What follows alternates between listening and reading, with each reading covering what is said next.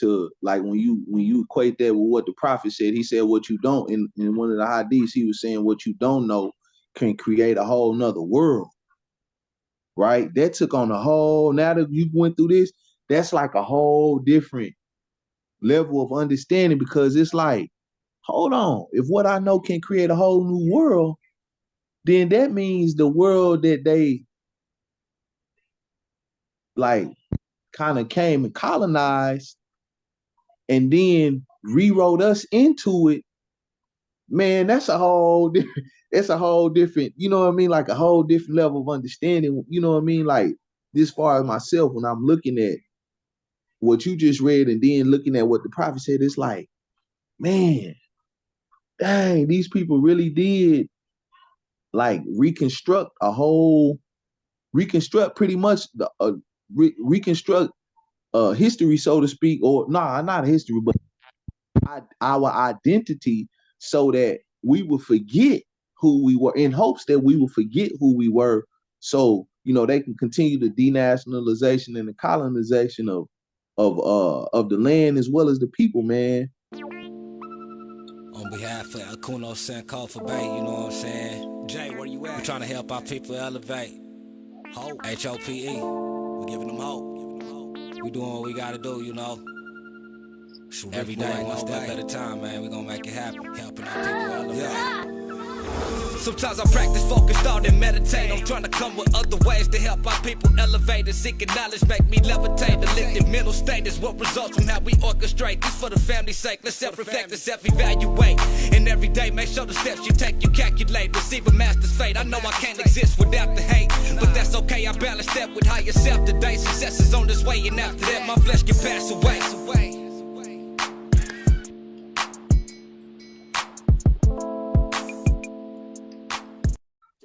Introduce yourself and let them know, give them a little bit about your background. Okay. Yeah, I know. Yeah, my name is Akono. I'm from Tulsa. I've been active in the community about 10 years now. Just 2 years ago, and also this summer, we're going to host another community event, but just 2 years ago, we did the J's for A's. Right after that, we did the Community Respect March. We had the Community Power Party. All three of those events were events where we had the community fund or community donate to the community to host events for the youth to help show that the community can help uplift the community. All we got to do is just put our minds together and do it for the young people. I'm kind of messing up, but appreciate it. But I have a few brothers with me today. I'm waiting on a few more brothers to get in here and a few more sisters, a few more guests to come in. And we're going to go over the five. See, I'm messing up. I apologize, y'all. I'm messing up. But we're going over Just three. keep it going. Just keep it going. You mess up, just go on. Just keep Yeah, going. yeah.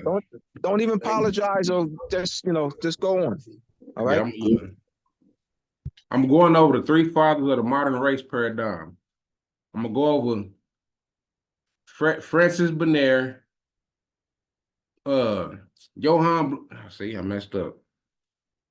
I'm going over Francis Benaire, Carolus Linnaeus, and Johann Friedrich Blumenbach. And I want to present a presentation that myself and Brother Terrence, right next to me, we put together. Go ahead and introduce yourself, Brother Terrence. Hey, everybody. My name is Terrence Anderson. I'm new to this information, however, I'm absorbing as much as I can, as fast as I can. I plan to take 100% of the steps necessary for me to do what I need to do. I'll be participating in this. I've been invited on by my brother. I'm gonna call my senior brother here. He's gonna be a part. You said, thank you, brother. Let's see what happens. All right, brothers, if y'all want to introduce yourself, or I can go into the presentation, I'll go into the presentation. Hey, My name is Stone Bay.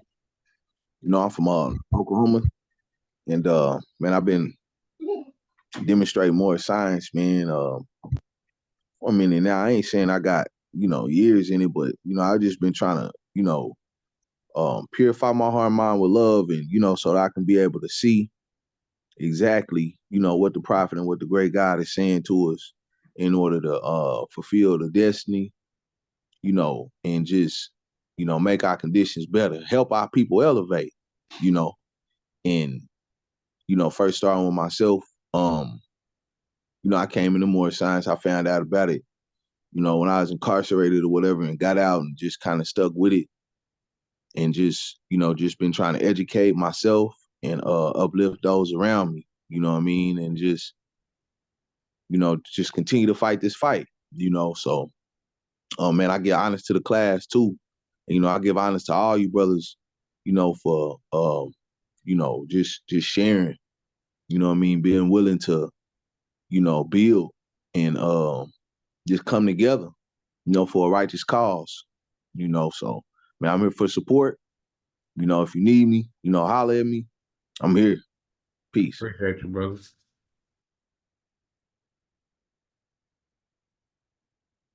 All right, we're gonna go straight into it. The three fathers of the modern race paradigm. Going back to Martin Luther King Jr., I have a dream speech. I have a dream that my 4 little children will one day live in a nation where they will not be judged by the color of their skin, but by the content of their character. Or James Brown, I'm Black and I'm proud. Why do we identify as colors? How did we get here? Have you ever heard of Francis Brunner or Carolus Linnaeus or even Johann Friedrich Blumenbach? Francis Brunner was a French physician and traveler who lived in the 17th century. He is best known for his travels to India and his work, Travels in the Mughal Empire, which provided valuable insights into the Mughal society, culture, and politics during the reign of the Emperor Aurangzeb. Brunner's observations greatly contributed to the European understanding of India during that period. Francis Brunner traveled to India in the 17th century. He spent several years there, primarily during the reign of Emperor Aurangzeb. His travels occurred mainly between 1656 and 1669. Francis Brunner's book, A New Division of the Earth. A New Division of the Earth, according to the different species or races of men, was published anonymously in 1684. The author has since been identified as Francis Brunner, who was born in Anjou in 1620 and died in Paris in 1688. Brunner traveled extensively. In 1656, he set out on a 12-year journey that took him into Egypt, India, and Persia. The record of his journey was published in 1670 as Voyages of Francis Brunner and is known in English as Travels in the Modern Mongol Empire. Although many European travelers before Brunner note to the different physical characteristics of the various people they encountered, especially their skin color, he was the first to group these people specifically into race on this basis. For this reason, A New Division of the Earth can be described as the first text in which the term race is used in something like its modern sense to refer to discrete human groups organized on the basis of skin color and other physical attributes. Later, writers including Gottfried Wilhelm Leibniz and Johann Friedrich Blumenbach acknowledge Brunner's contribution to the classifications of humanity along biological lines. Brunner on Race and Climate. Brunner's book, Nouvelle Division de la Terra, published in the journal Des Scavences in April 1684, proposed a division in the world according to racial types rather than regionally. He distinguished 5 human types: Eurasians, which included most of Europe, the Middle East, South Asia, much of Southeast Asia, North Africa, and probably the Americas. Sub-Saharan Black Africans or White Orientals, encompassing Tartary, China, Japan, Siam, and the northern parts of Southeast Asia, and Lapps, who for some reason merited a special place. Nouvelle Division de la Terra, page 137, part 7. Physical traits such as the shape of the face, were more important than mere color in this division. For example, Africans had thick lips and flat noses, oily skin, sparse beards, woolly hair, white teeth, red tongues, and dark skin color that was constitutional rather than superficial, that is, transmitted genetically. This was an important criterion. Although Indians or Egyptians were slightly darker than Europeans, this dark color Bernier believed to be accidental due to the effects of the sun, and in this respect, these people were like the Spanish in relations to other Europeans. Carolus Linnaeus, often referred to as the father of modern taxonomy, was an 18th century Swedish botanist, physician, and zoologist. He developed the binomial nomenclature system, which is still used today for naming organisms. His work laid the foundation for the classification and organization of living organisms based on shared characteristics. Systemae Naturae is a landmark work by Carolus Linnaeus, first published in 1735.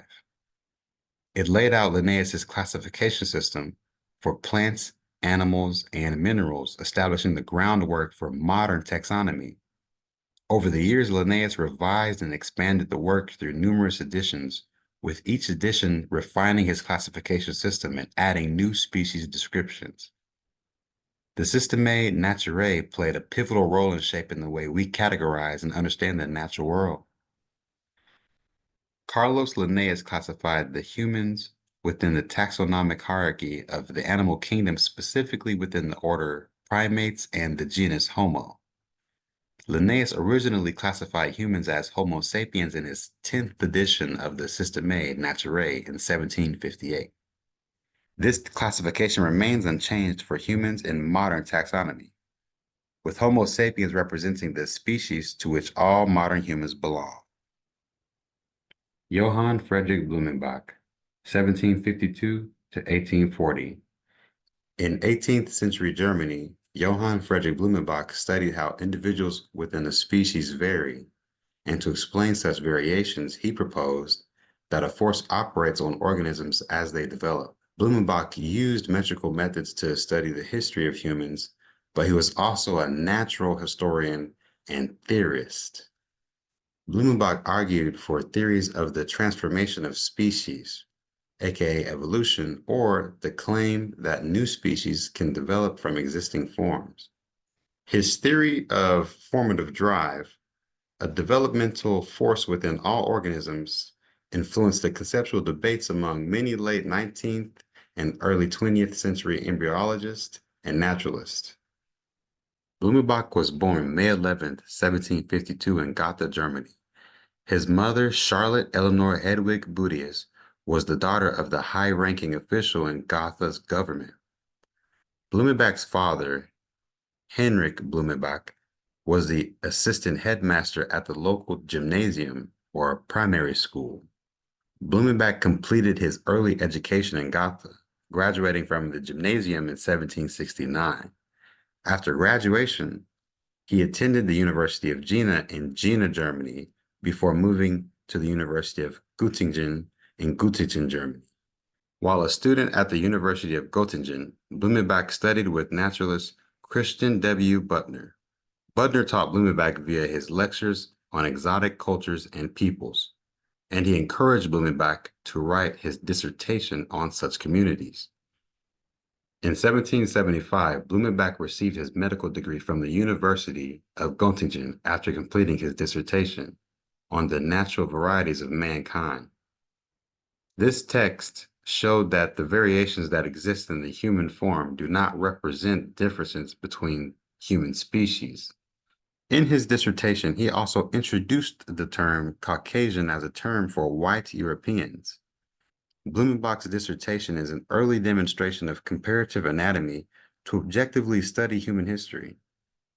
While earlier scholars like Georges Louis Leclerc or Comte de Buffon in France had created classifications of humans, they based their works largely on subjective behavioral characteristics and cultural biases. Blumenbach argued that there are 5 distinct races of mankind within a single species. a conclusion he derived from detailed studies of skulls and human anatomy. Although Blumenbach recognized the distinct races, he also believed in the unity of the human species, and he combated the use of anthropology as a means to promote discrimination. Following the publication of his dissertation, Blumenbach became curator of the natural history collection at the University of Göttingen. In 1778, he became professor of medicine and married the daughter of an administrator at the university. The following year, Blumenbach published Handbook of Natural History, in which he evaluated morphological and ecological evidence from which he created a system to classify organisms. Blumenbach believed that the Linnaean system of classification, developed by Carl Linnaeus in the 1735 text Systemae Naturae published, while Linnaeus was in the Netherlands, defined species on the basis of single, often arbitrarily chosen characteristics, a practice that many thought produced artificial groups that did not accurately reflect nature. Blumenbach hoped to correct these supposed problems with the Linnaean system by defining species based on a series of morphological characters, which he presented in his handbook. He also recognized the potential for species to change through time or to become extinct.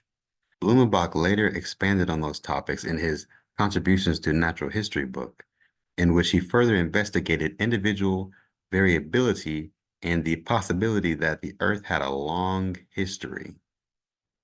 In 1780, Blumenbach presented his concept of Bildungsstrieb, or formative force, an idea that influenced many in the embryological debate of his time and that affected the developmental research and natural philosophy for more than a century. In his paper Nisus Formativus and on the formative force and its influence on degeneration and reproduction, Blumenbach described Bildungsstrieb as a force within all organisms that operated on their bodies throughout development in order to give rise to their final forms. Blumenbach's Bildungsstrieb concept influenced the debate between preformationists and epigeneticists, as it attacked the assumptions underlying preformationism.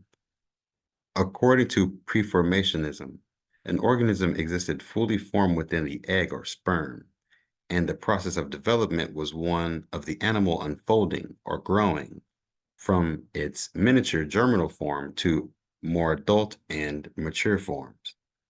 Many scholars such as Albrecht von Haller, Johann Friedrich Blumenbach is defined as the father defining Caucasians as white. Blumenbach indeed played a significant role in the historical development of racial classification. He coined the term Caucasian to describe one of his 5 racial categories, which he based on the supposed physical characteristics of people from the Caucasus region. However, it's important to note that Blumenbach's racial classifications were based on outdated and now discredited ideas about race. Today, the term Caucasian is often used colloquially to refer to people of European descent, but it's important to recognize that race is a social construct with no biological basis. Well, I wanted to go into, as it said, Johann Friedrich Blumenbach was the one who classified Caucasians as white. The father defining Caucasians as white.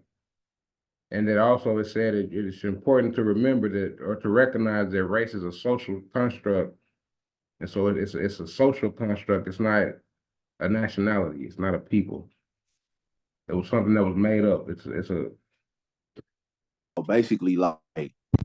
So basically like those European I forgot the name that they had gave to them, but historians, so to speak, if they would be called it, those Europeans is those 3 European historians that was mentioned in the reading was like the founding fathers of what we see today as far as classifications of human beings who come from a people. You know what I mean? And if you don't mind, I like to read portion out of this book that's really tying directly into what you was just reading, because it go like right hand in hand with what was as far as like the race classifications and what it kind of like designed to do. What it was designed to do. It's along the same lines. You want to go ahead? Yeah, whenever you're ready. Okay, say colonial, and this coming out of that book, Slavery by Another Name by David Blackman. He say colonial America began as a place uncertain of the abject subjugation of native Indian populations and thousands of African slaves pouring into the Western Hemisphere. Many were perplexed by the concept of categorizing humans by race and skin color versus the long-standing European tradition of identification rooted in nationality and place of origin. In the first decades of colonization in the 1600s, slave and Negro were not synonymous in the American colonies. Slave were as likely to be Indians as Africans. Now, this is just coming from David, this European this author. It say some early owners of black slaves. He say dispelling that confusion and ensuring the dominant whites in general.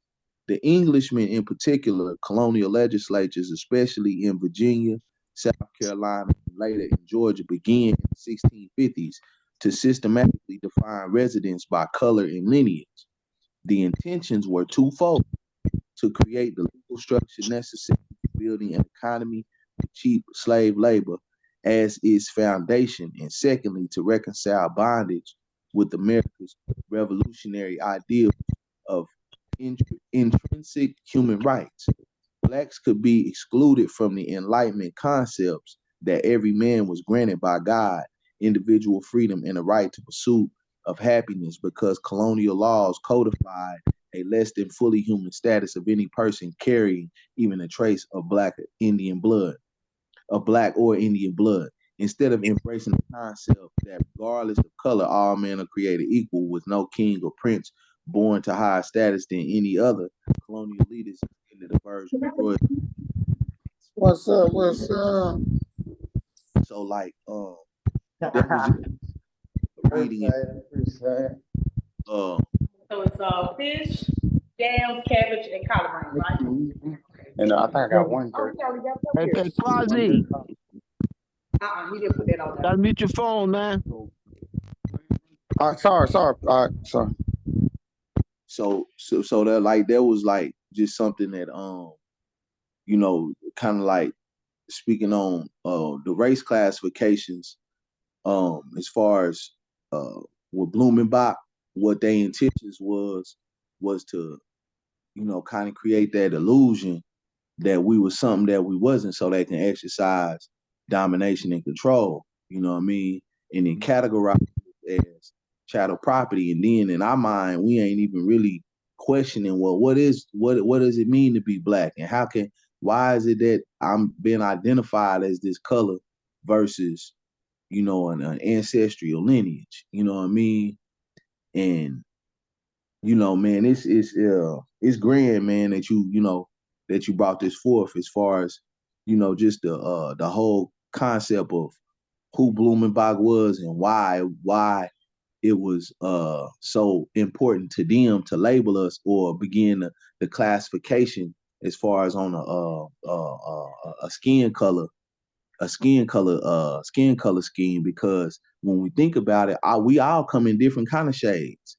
You know what I mean? Some of us are very dark, and then some of us have not as much melanin in our skin, but nevertheless, we still, a part of the human family. You know what I mean? But then when you take into consideration that them taking the identifying us as blacks or Negro, you see how their intention was really going back to the Bible when he said, "I will cut them off from being a nation of people." You know what I'm saying? And that go back into being a portion of the prophecies, in the Psalms. You know what I mean? So I just wanted to share that though, bro. In the class. I appreciate that. That go into where I was gonna go next, with the etymology of color, and then the etymology of race, and also going to the Black's Law Dictionary with the words. The etymology of color deals with to hide or conceal, to cover. So calling people color, what were you trying to hide? What were you trying to conceal? What were you covering up? Then there's going to race, like you said, what you said, 1600s, when they started classifying, it said right here, race, family lineage and all that right there. 16th century, 15th century. Right. But going like Black's Law Dictionary, if you look at color, Black's Law Dictionary says it's distinguished from that which is real. And appearance, you know what I'm saying? Prima facie, deceptive, a deceptive appearance. And then let me make sure I get my time frame correct. Going back to Blumenbach, okay, well, we know he was defined as the father classifying Caucasians as white, but like we said earlier, the United States adopted it in 1790 with the Naturalization Act. It said, used in the Naturalization Act, March 26, 1790, members of the white or Caucasian race as distinct from the black, red, yellow, and brown races. So they're right there tell you they dealt with Blumenbach's ideology. And the law did, I'm saying, where it came from. I mean, I want to add too, with when as I was listening to the reading, I noticed that all three of these those authors that you had mentioned, Blumenbach, and then what was his name, Friedrich, Francis Benner. Benner. You got Francis Benner, Carolus Linnaeus, and then Johann Friedrich Blumenbach. Yeah. So I was, just thinking of them, and I kind of, what it pointed out to me was that for another person to identify somebody else outside of who they are, and pretty much you just labeling them according to what you think, who you think that they are, that kind of cuts them off from, who they are as well as what's theirs. And also when you think about it, being that them authors was of European descent, it also sheds light in how they must have felt about themselves, in the sense of it's almost like they're looking at somebody that's a direct opposite of them. And so when they're looking at the outside world, and they doing all of these travels, and they're going to different continents and different countries, seeing different people, all of these people are melanated. So you can kind of see the insidiousness as well as the jealousy and the envy that they had for the sun-kissed people, for them to even come up with the concept to say, oh, okay, this is what we're going to do. We're going to rename them this. We're going to rename them Black Negroes, even though they was already made by God. They already, pretty much belong to a particular people, but we're going to name them this so that, we can come in and make them do what we want to do, or make them our property. Man, and it's just it's insidious, man, but it's also enlightening because you get to see, their mind frame too, and what their true intentions was, and then, looking at that, you see, the advantage that we have in knowing these things and understanding it. So, that's all I wanted to say.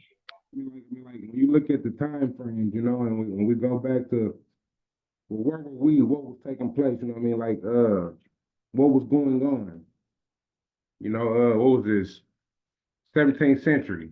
So mid 16, late 1600s. And they were, as we say, reclassifying people. So as I take movies like Birth of a Nation, you know what I'm saying? When you see Linneaus trying to go, he in the library trying to grab him a book, and she's like, no, this is not for your kind. This is for your kind. You know what I'm saying? And she gave him the Bible versus allowing him to read any of those other books. Because this is where all this was taking place. They were reclassifying us, denationalizing us, uh, reconstructing this, yeah, you know what I'm saying? They were giving their story, so we call it history today. They were writing their story. You know, like when you look at Bernard's book, A New Division of the Earth. So that was his mindset of creating a new division on the earth. You see what I'm saying? And then, like the brother was saying, us being sun-kissed people. Look at his theories on race and climate. Us being from sun people and them being ice people. You see what I'm saying? So, like he said, there was some jealousy in there. You know what I'm saying? Yeah. What will make them special? How is it they get the fruits and the berries and everything they need? They just naturally just dominate in size and just physique, you know what I mean? And but we just, you know what I mean? What made them so special? They didn't like that. So we have to make everything about you a negative. Because there's so much negativity within myself, I got to turn the focus off me and make it about you.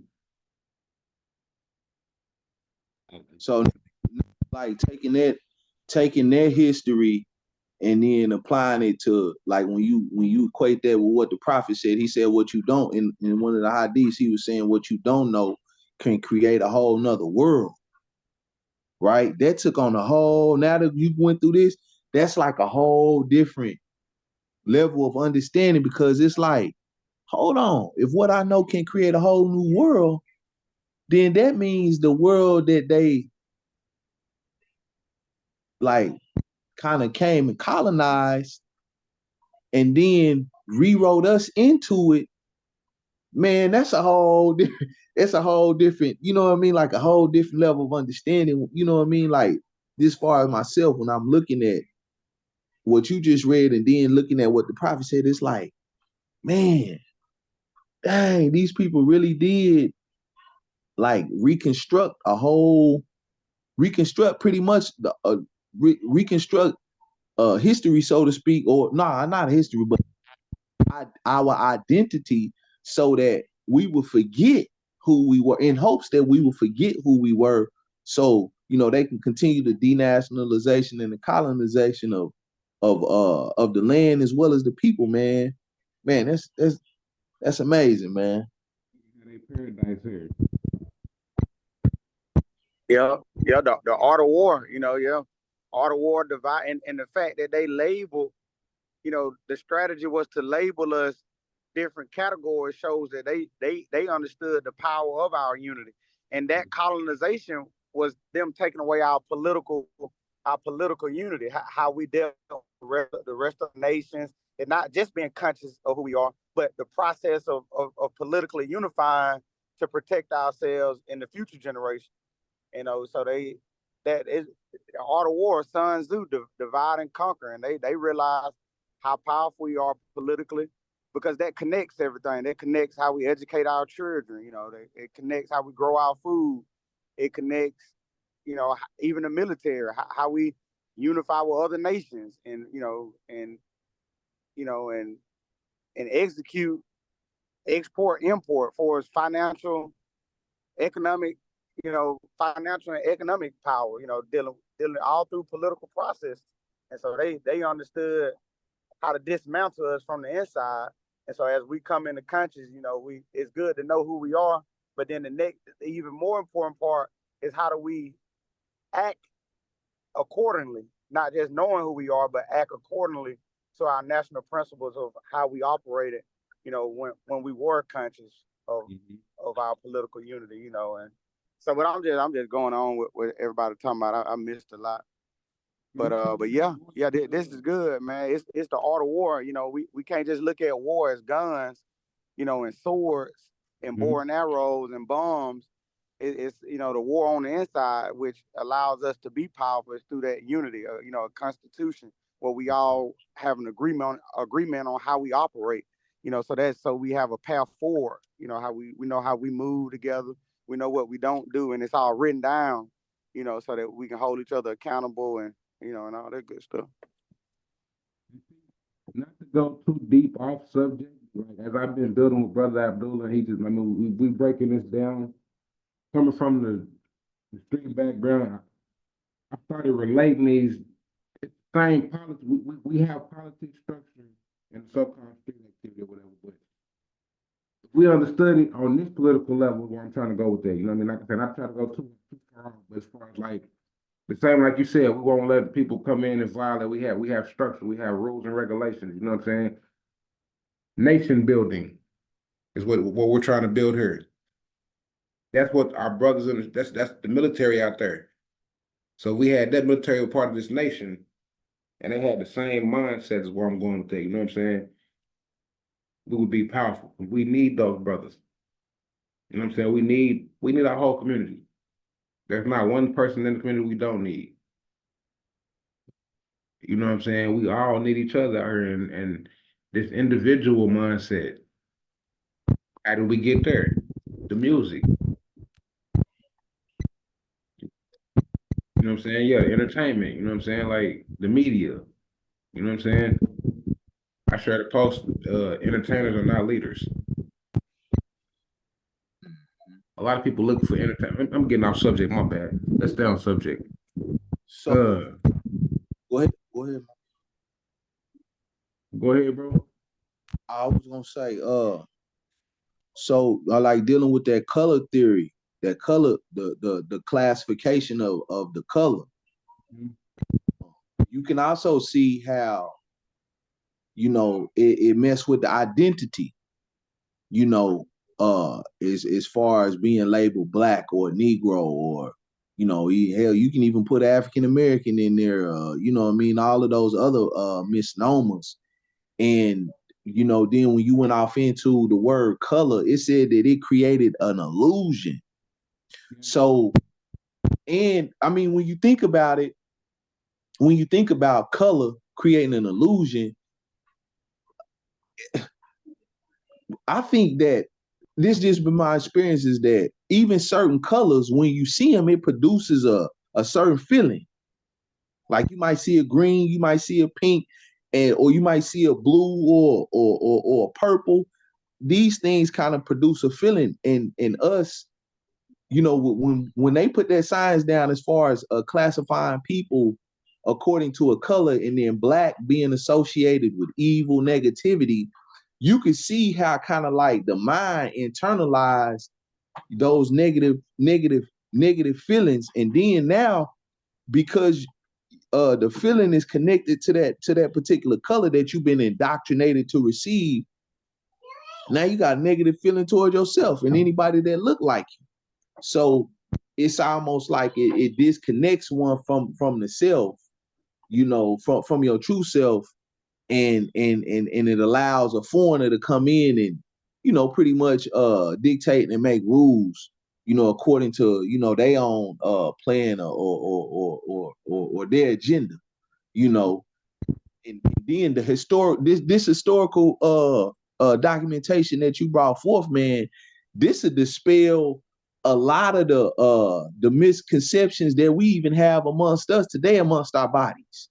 You know what I mean? Like, as far as certain bodies, and they got numbers, they got thousands and millions of people that are being taught that they're black, and it's almost like with accepting that, it's almost like that Stockholm syndrome. You taking a pot, something that was meant to be negative, and you trying to turn it into a positive and turn it into something that's enriching or wealthy, but really it's really keeping us in that denationalized state. Because now, as far as operating on a political level to really get things done, remember you had mentioned about the 60s, to to bring some stuff about. You can't do that as no black people, because I mean, yeah, man, yeah, That's why, like even when you look at the etymology, like I said, the word color, it says to hide, conceal, to cover,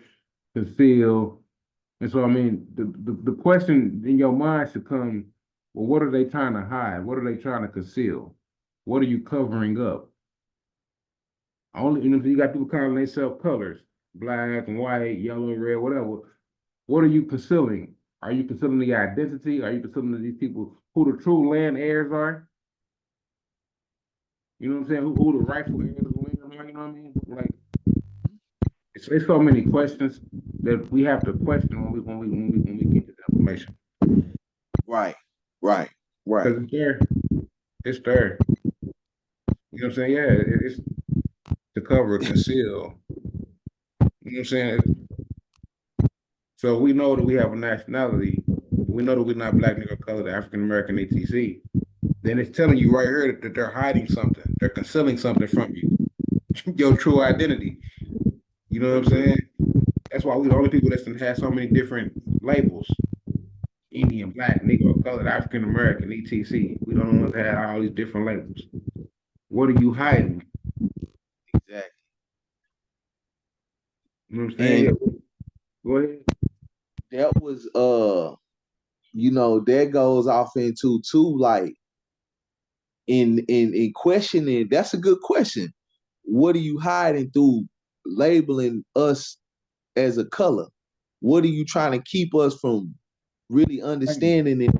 Because when you get up off in there, then you get to dealing with the principles. Well, if I ain't that, then I got a nationality. Well, dang, who is these people, and what's the culture over there? What do they do? How do they treat each other? What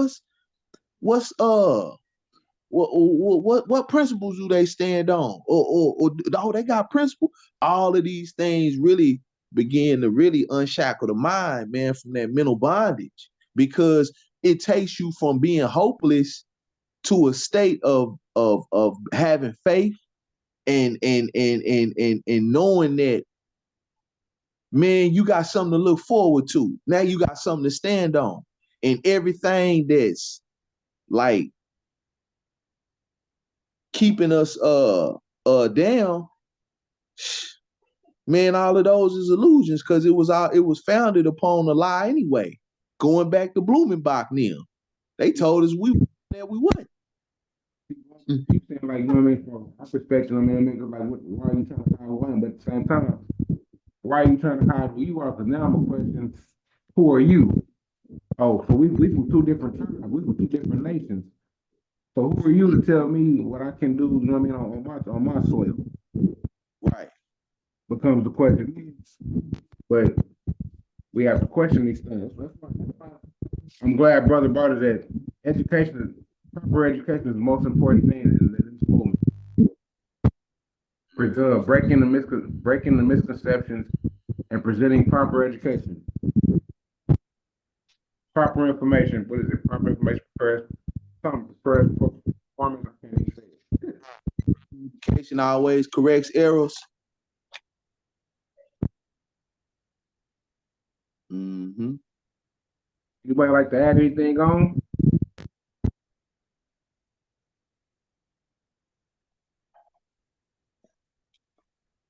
I just want to say keep it up, man. That's what it takes, communicating and having that mental unity, man.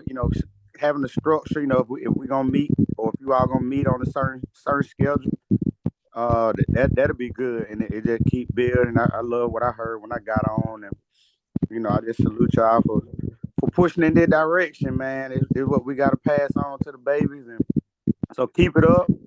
And I'll be a part of helping where I can, and let's get a set structure where we meet there so often, and I try to help promote and get people on, and do my due diligence, to help out. I appreciate y'all, brothers, for real. And I want to add on, Quasi, I'm gonna be seeing you in Philly. I'm gonna be seeing you brothers in Philadelphia. Are you going, bro? Yeah, I already took off from work. Me and the brother was talking about it earlier. Yeah, we planning on making that trip. Oh yeah, well, yeah, I see you then, bro. See you Yeah, then. we plan on making that happen, man. I'm excited about that. Yeah, I'm looking forward to. I probably try to get there on the 17th. Oh yeah. I'm gonna make. Yeah, that's why I say yeah. Set the day before that Friday. Yeah, the day before. Yeah. Mhm. This in too, man, before we go. And this coming out the same book, Slave by Another Name too. And it's going off into is tied in with the subject matter. It say the general right public, the national leadership of the Republican Party and the federal government on every level were arriving at the conclusion that African Americans did not merit citizenship and that their freedom was not valuable enough to justify the conflicts they endangered among whites. It say this is the key. It say the long controversy over the black man seems to have reached a finality, wrote the Chicago Tribune approvingly. Added the nation, the Negro will disappear from the field of national politics. Henceforth, the nation as a nation will have nothing more to do with him.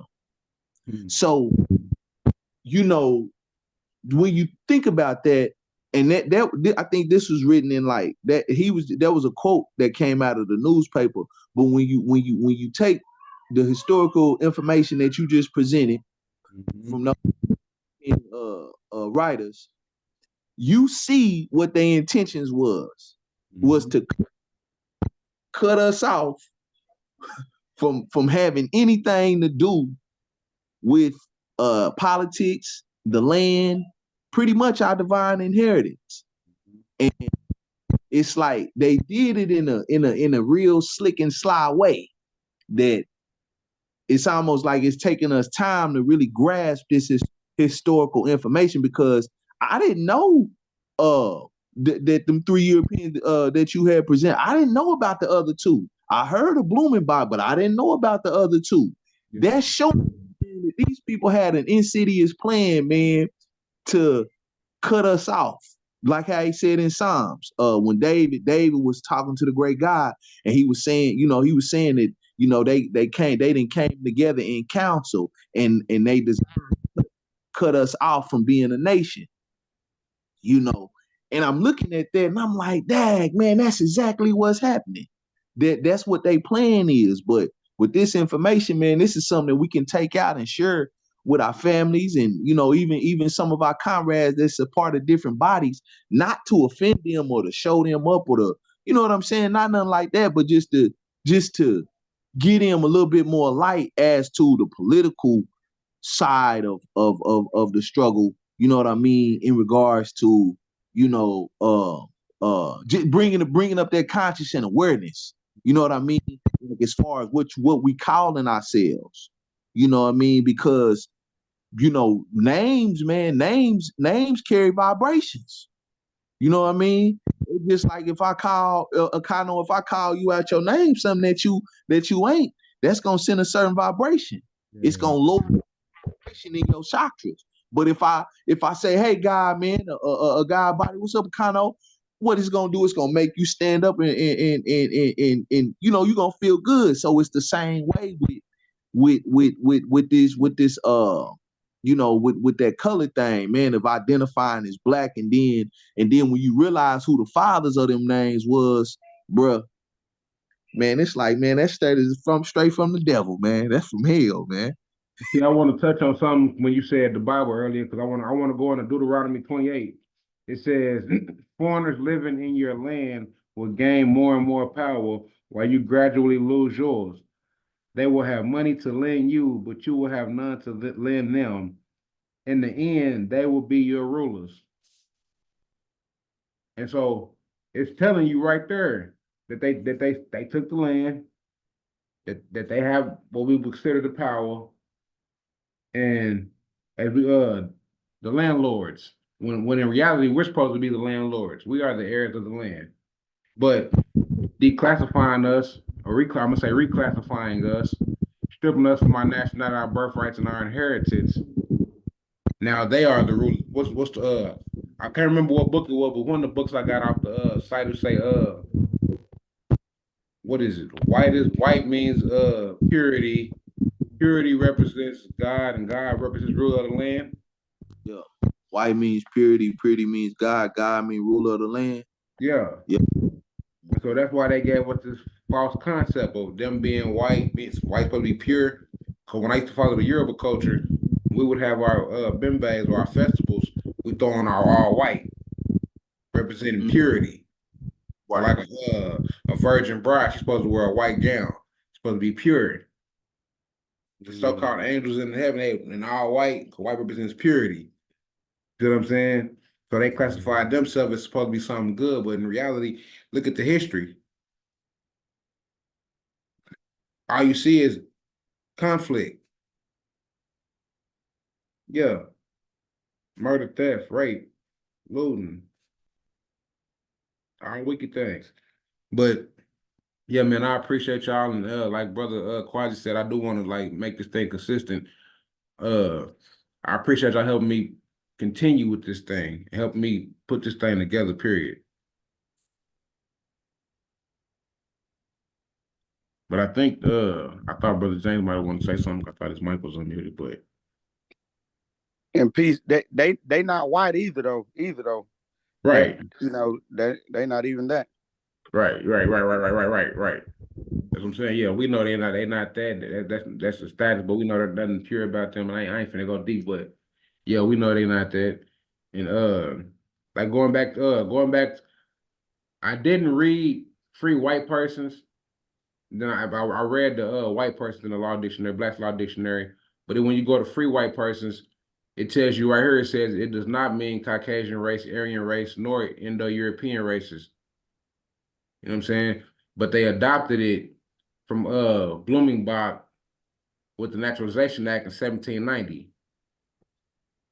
But it's telling you, yeah, it don't apply to them. And it also says in here that Latin Celtics and Moorish inhabitants.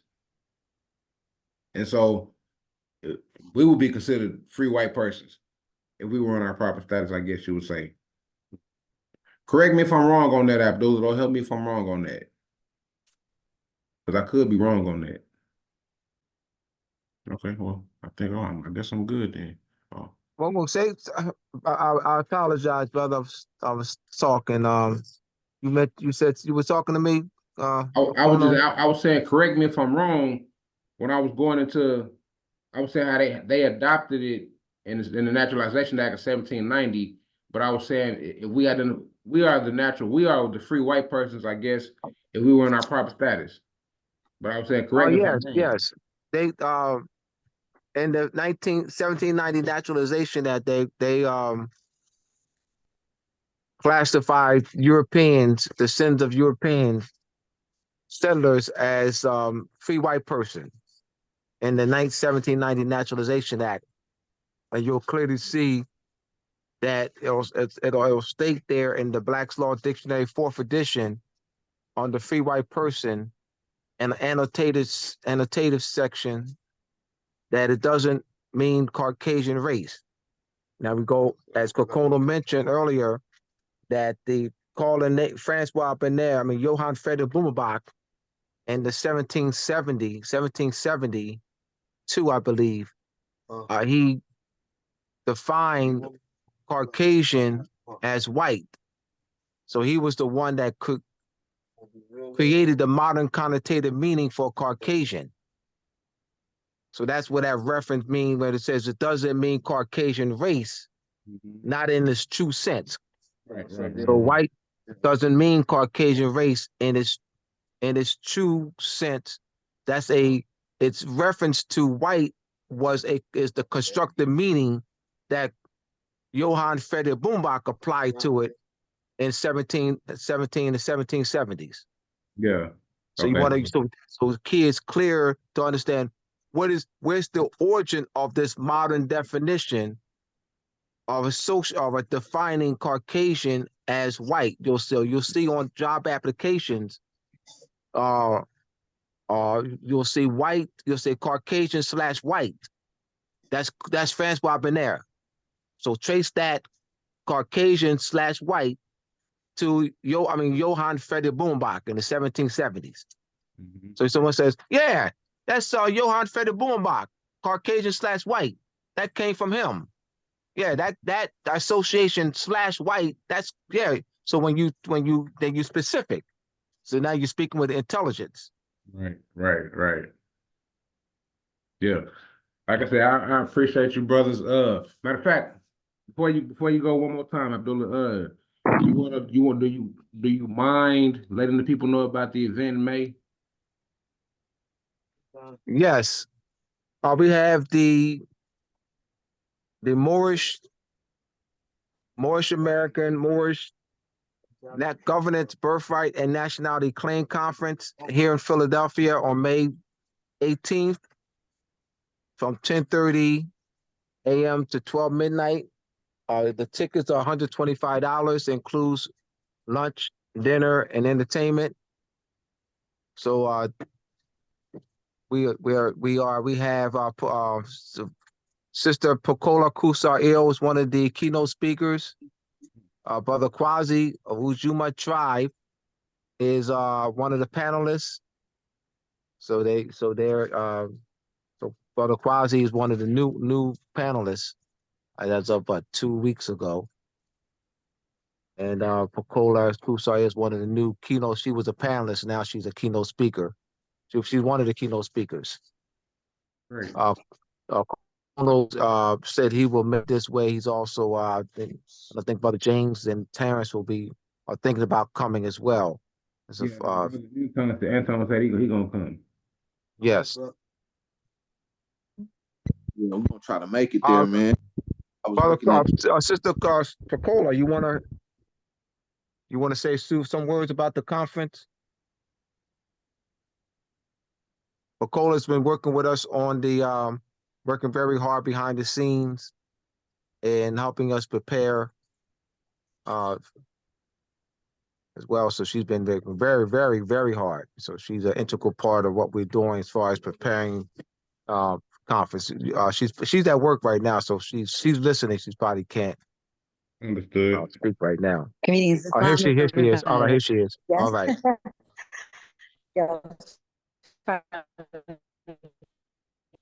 So great. I'm listening. I've been listening for like about 25 minutes. So it's a beautiful thing to come very supportive and direct with the information that you're researching. This is important for everybody to hear. I did post a couple of times on my Facebook, your site. So hopefully I got a couple of people listening on top of myself. But so yeah, so great show, platform for our people. But relative conference, I'm excited.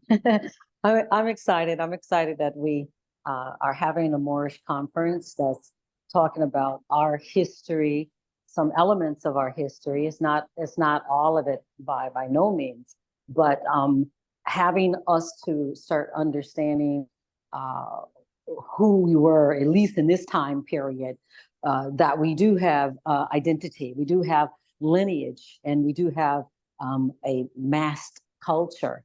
So this event is just that. It's a gathering of Moorish conscious individuals, as well as the platform is open for the general public to come in to learn and hear, so that they may go out and do their research, or they may have just the ability to support us, because we are undoubtedly moving with the Shem Malachi Bay plan, which is a plan, because again, the conference is to educate, people on, who are the Moors, and what it is. You're just a Moor from South, what do you call it, from Spain, so this is to help clear up all those cobwebs, because as you Moors have been discussing, you know, this has been really a systematic cover of who we are over the centuries.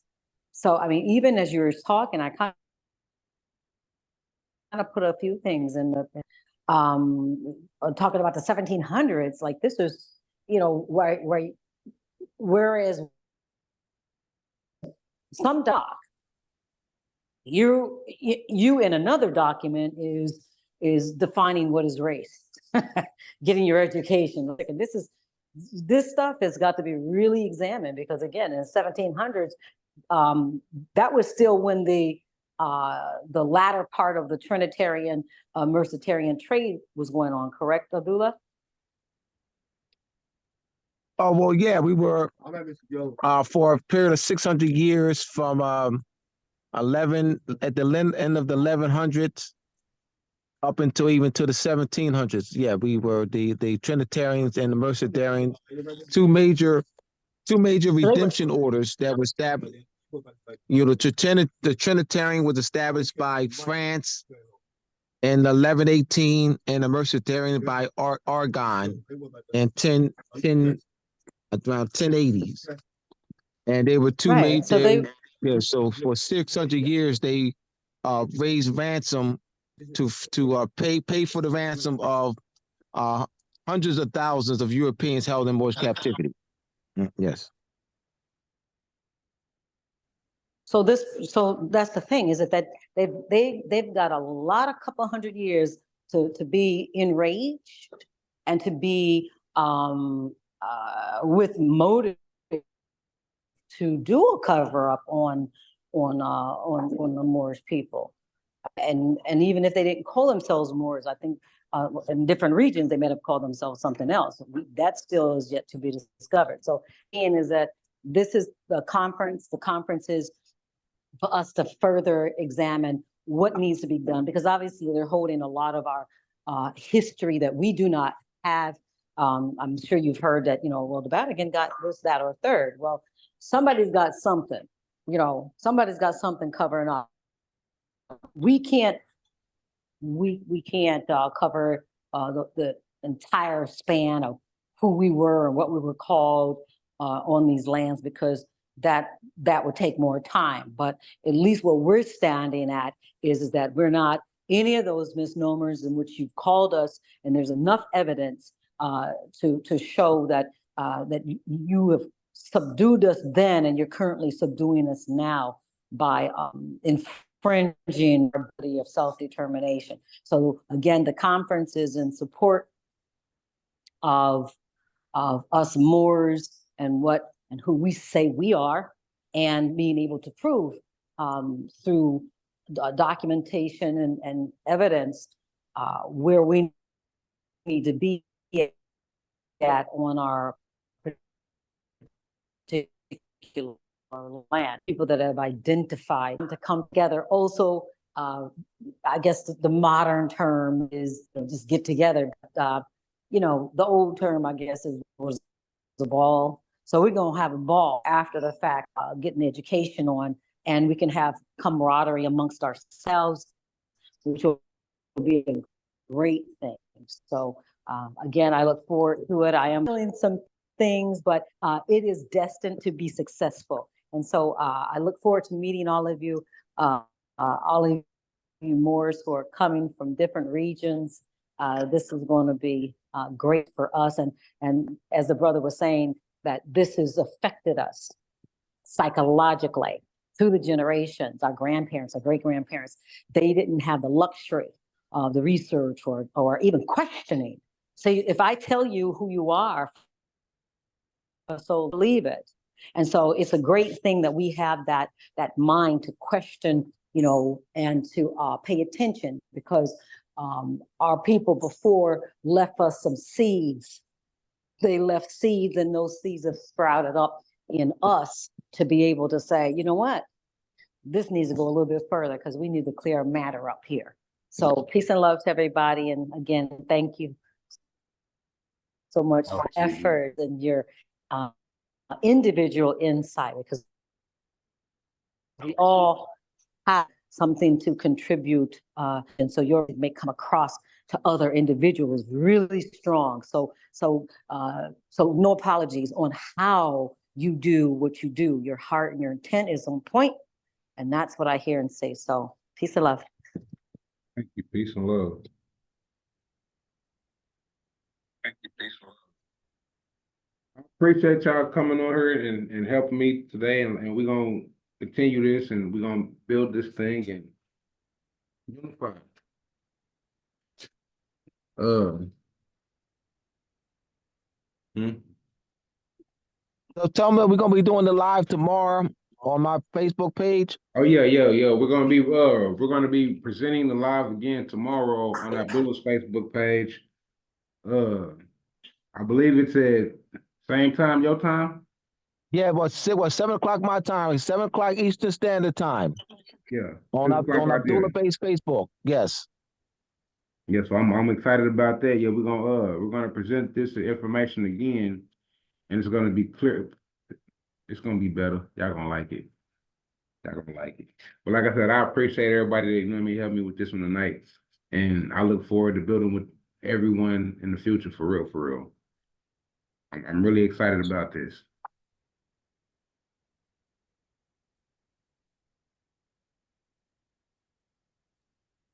All right, bro. Peace. Okay, I appreciate y'all. Peace. Peace. bro. Everyone. How do I?